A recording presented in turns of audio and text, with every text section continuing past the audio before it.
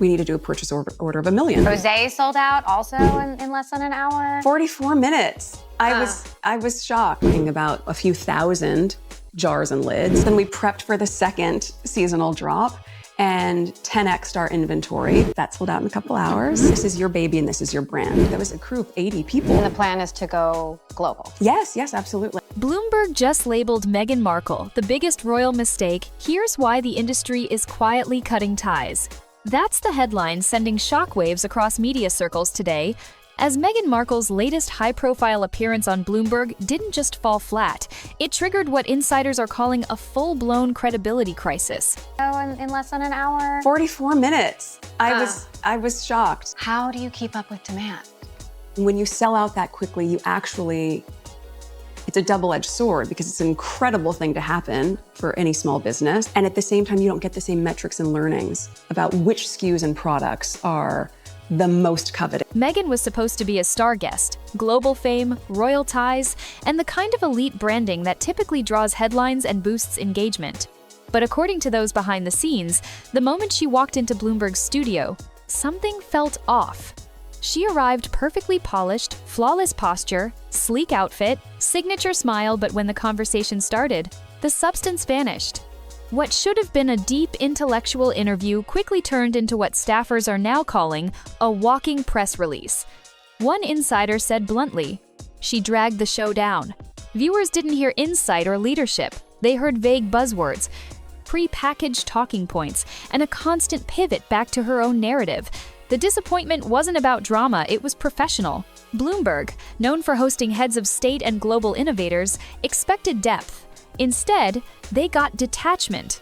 The control room was reportedly silent with concern before the cameras even stopped, and the audience agreed. Social media lit up with confusion, jokes, and memes, with one user tweeting, "Why was she even there?"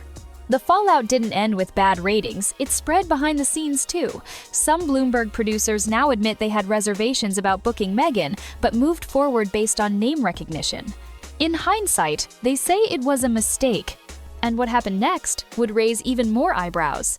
What made this failure sting even more wasn't just the underwhelming performance, it was the realization that Meghan Markle's media appearances are starting to follow a disturbing pattern, and platforms like Bloomberg are no longer willing to play along. Behind closed doors, producers began questioning not only the interview itself, but Meghan's value as a public figure. One source put it plainly, "We thought we were getting a cultural icon. What we got was a walking press release." That line quickly became symbolic of how the entire industry now views her.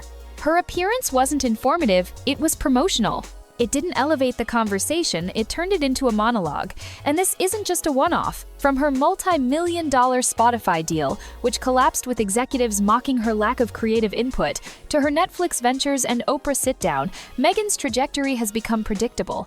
Massive build-up, perfectly curated rollout, and then a slow fizzle.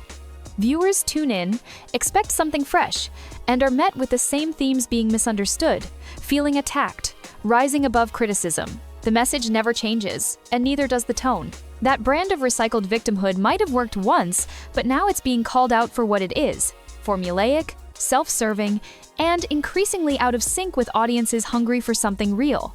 For Bloomberg, this wasn't just a bad segment, it was an editorial misfire.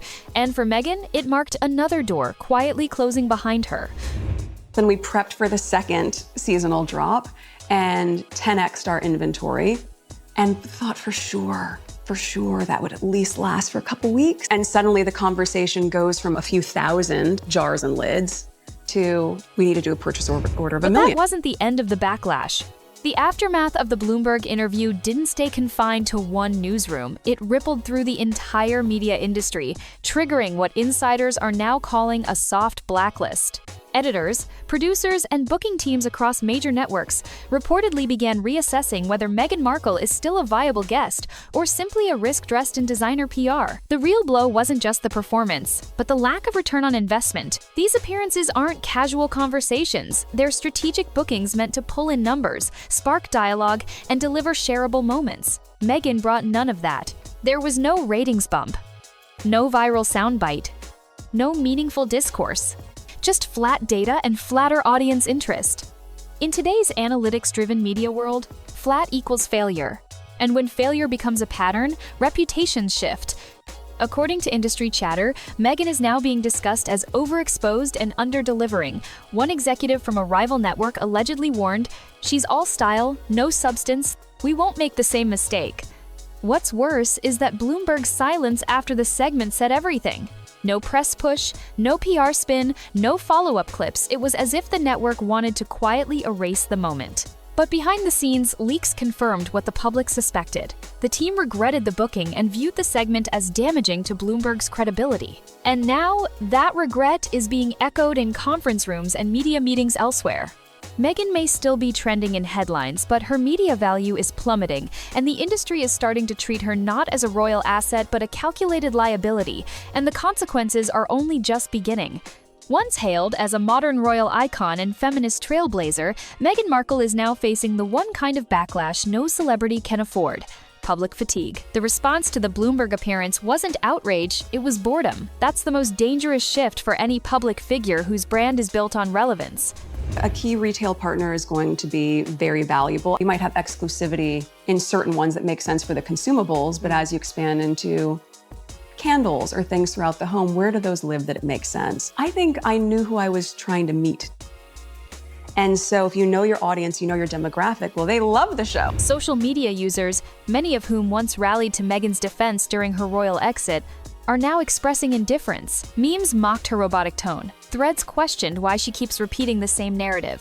What once felt like bravery now feels like branding. The emotional vulnerability that made headlines during the Oprah interview has lost its impact through overuse. Being misunderstood and rising above criticism have become tired refrains. One former supporter tweeted, "I believed her, I rooted for her, but it's the same speech in a different outfit every time." This exhaustion is particularly lethal because it's quiet. People aren't canceling Meghan, they're simply turning away. And in the digital era, where engagement is currency, silence equals irrelevance. Platforms don't just want names, they want noise. And right now, Meghan's message is being tuned out even by the very audiences that once championed her cause. One of the sharpest criticisms from the Bloomberg fallout was that Meghan didn't just underwhelm, she fundamentally misunderstood the platform. I think oftentimes the negative voices, are they saying negative things and then secretly going home and making single skillet spaghetti? Possibly. And that's why we have a season 2 and why we have more fun coming. Bloomberg doesn't deal in celebrity gossip or emotional storytelling. It trades in sharp, data-driven conversation. It's where world leaders, economists, and top CEOs come to share ideas that move markets. So when Meghan used that space to recycle vague sound bites and personal branding fluff, it didn't just feel awkward, it felt out of place. Producers internally described the booking as a vanity segment. She wasn't there to elevate discussion, she was there to maintain image. That's a dangerous misalignment for a guest and a red flag for serious media outlets. Unlike late-night talk shows or lifestyle podcasts, news platforms like Bloomberg have editorial reputations to protect. Meghan's presence, instead of bringing prestige, now risks bringing doubt. When every interview turns into a personal spotlight, instead of a meaningful dialogue, credibility erodes. And as these high-profile misfires pile up, Meghan's image as a serious voice becomes harder to defend both for her and for the networks that feature her. The combined effect of Meghan's repeated missteps has shifted her standing in the media world from coveted guest to calculated gamble. Producers are quietly rethinking invitations. Editors are cautioning against giving her the cover story. Publicists are advising clients to avoid shared billing. According to insider reports, executives at other elite platforms are now citing Bloomberg's experience as a case study in brand mismatch. One media strategist was quoted saying, "It's not worth the headache. You don't get the numbers, you don't get the insight, and you risk backlash." This marks a stunning reversal for someone who once dominated headlines with royal glam and cultural cachet. Now, the Meghan Markle brand is viewed by many insiders as high maintenance and low yield, a PR-heavy package with dwindling returns. It's not just about one awkward interview anymore. It's about the growing perception that Meghan brings more noise than value. And in a cutthroat media landscape where airtime is gold, being labeled a reputational risk is often the final nail. What began as a star-studded rebrand is now becoming a cautionary tale, and the industry is taking notes.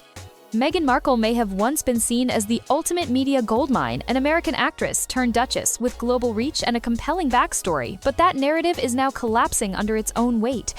The Bloomberg debacle didn't just expose a bad interview, it revealed something far more consequential, the moment the industry stopped believing in the myth. After so many chances, so many platforms, and so much anticipation, Meghan has become the face of diminishing returns. The audience isn't listening, the data isn't spiking, and the networks aren't excited. In fact, they're pulling back. There's growing talk that even sympathetic outlets, those that once gave her favorable coverage, are distancing themselves out of fear of alienating their own viewers. The shift is subtle but irreversible. Meghan is no longer the bold, relatable disruptor. She's become a symbol of overexposure, of performance over sincerity, of carefully packaged pain repurposed endlessly for attention, and that's where the danger truly lies. When public interest dies down not because of scandal but because of predictability, redemption becomes nearly impossible. In the eyes of many in media, Meghan has crossed a line not of morality or controversy, but of relevance. And in a world where attention is everything, irrelevance is the one thing no royal, no matter how famous, can